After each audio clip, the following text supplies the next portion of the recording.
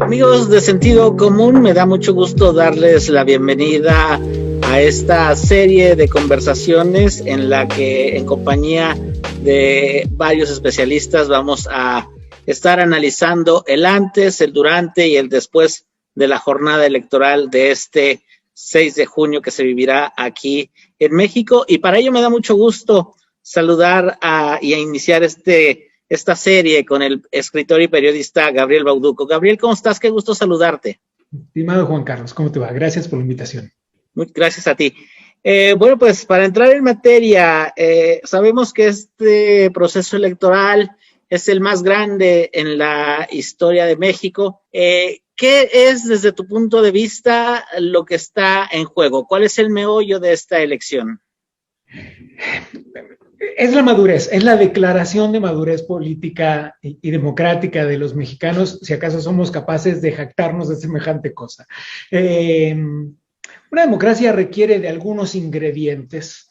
Uno de ellos es la libertad, a la que estamos llamados todos, y en ese sentido creo que México no vive un momento de particular coerción en el voto. Sin embargo, hay otra de las cosas de las que requiere la democracia, y eso es de los contrapesos.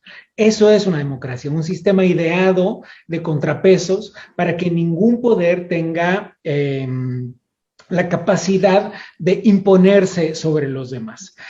Y eso es lo que tenemos la oportunidad de hacer los mexicanos este fin de semana.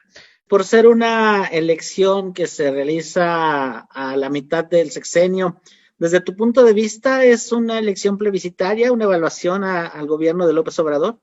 Un poco lo será. Estaba viendo ahí una encuesta conjunta entre Latinos y Reforma, por ejemplo, y es curioso ver cómo, mientras el presidente como personaje sale bien evaluado, muchas gestiones de gobierno en seguridad, de educación, manejo de la pandemia, en fin, todo eso no sale bien evaluado, sale debajo del 40%. Pero el presidente sí, el presidente ya hemos visto que tiene una evaluación cercana al 60%, lo cual es muy alto para un mandatario a mitad de camino. Los mandatos suelen desgastar y Andrés Manuel López Obrador sigue teniendo una postura muy, muy fuerte entre las preferencias comunitarias.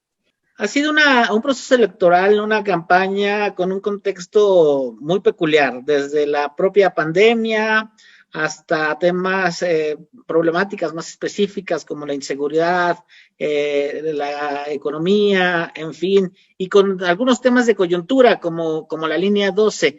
Todos estos factores, ¿qué tanto crees que puedan impactar en la elección? La verdad es que no estoy seguro de que todo eso tenga una repercusión concreta en los votos. La realidad, más bien hablando específicamente de estas elecciones, creo que hay un asunto que atender y que es muy importante. Y es qué tan buenas son las fuerzas políticas para convencer a sus seguidores de ir a votar.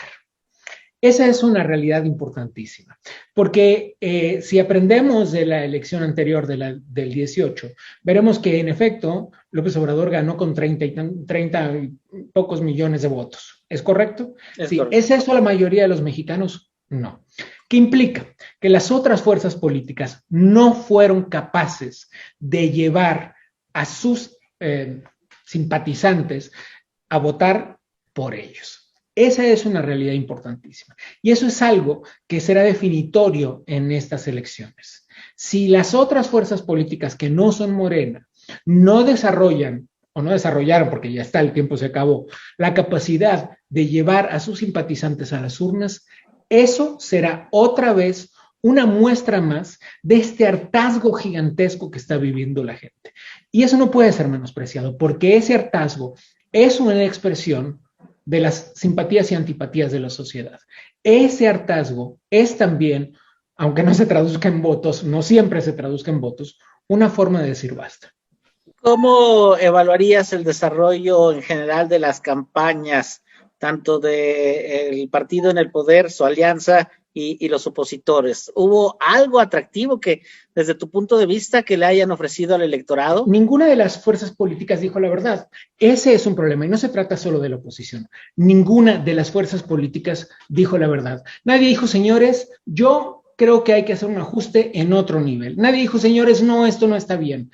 Todos se dedicaron a echarle caca al de enfrente, pero nadie ha hecho propuestas serias, nadie ha hecho propuestas sinceras, y eso es lo más fuerte. Si además a eso le agregas este enorme clima de violencia en el que hubo 143 personas relacionadas a la política asesinadas desde septiembre del año pasado hasta abril de este año, según un informe de Integralia. De ellos, 28 funcionarios municipales, 26 aspirantes a elecciones populares, 17 exfuncionarios, 14 funcionarios federales y estatales. Es decir, la cifra es espantosa y las razones son muchísimas y no todas tienen que ver con el crimen organizado. La verdad, la mayoría sí, pero no todas. Lo que habla de un grado de brutalidad y cuando digo brutalidad me refiero al hecho de cómo nos hemos embrutecido en este proceso y que tampoco nos sirve a la hora de pensar el futuro, porque ¿para qué otra cosa sirve la política si no es para pensar el futuro? Eso es algo que perdemos de vista habitualmente. Vivimos en el día a día, en el enojo cotidiano, y no nos damos cuenta que estas oportunidades como las que tenemos este fin de semana, para eso son, para pensar el futuro. Hay una gran cantidad de cargos de elección popular a nivel local que están en disputa. ¿Qué tanto crees que estos incidan en la elección federal? La verdad es que pienso que mucho. Depende, lo que sí va a mover un poco la aguja, ¿sabes qué es? Son las reelecciones. Eso sí va a mover la aguja. ¿Por qué? Porque esta es la primera vez que, por ejemplo, los presidentes municipales pueden reelegirse. Y eso sí va a mover la aguja, porque entonces, por ejemplo, en los lugares en los que Morena haya tenido ya un presidente municipal y la gente no esté conforme con eso, ahí habrá un cambio. Sin embargo, digo solo por esta expectativa de movimiento en el panorama actual, ¿no? Sin embargo, esos puestos municipales, por ejemplo, van a mover la aguja en general en un aspecto bastante más profundo que tiene que ver con la identificación de las personas con esos candidatos. Y eso sí que va a funcionar más a largo plazo, independientemente de las elecciones de este fin de semana. Hay una cosa muy clara, Juan Carlos, y es que no tenemos en cuenta, nosotros queremos siempre que cualquiera sea el partido con el que simpatizamos esté para siempre, ¿verdad? Y eso es gravísimo. Eso es malísimo, de hecho. No importa cuál es el partido con el que simpatizas, ¿eh? Es malo en general, porque la democracia requiere de alternancia. Sin esa alternancia, la democracia no es real. Empieza a deformarse, empieza a corromperse. ¿Qué otra cosa es la corrupción sino el traicionar lo que prometiste, lo que te prometiste, lo que le prometiste a los demás? ¿Cómo esperas el desarrollo de la jornada del próximo domingo y cómo despertaremos? ¿Cómo crees que despierte el país el lunes? Auguro un desarrollo tranquilo de las elecciones.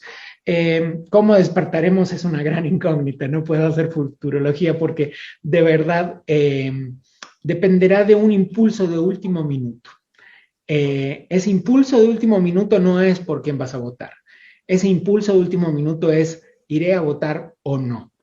Que es en lo que solemos fallar aquí. México tiene uno de los índices de votación bastante bajos dentro del continente. Y sin embargo, pues seguimos enredados en este asunto. Así es que ese impulso de último minuto es, ¿voy a votar o no? Yo digo que no hay que pensarlo, que la respuesta siempre debe ser sí. Gabriel, te aprecio mucho tu tiempo y todas estas reflexiones que nos has compartido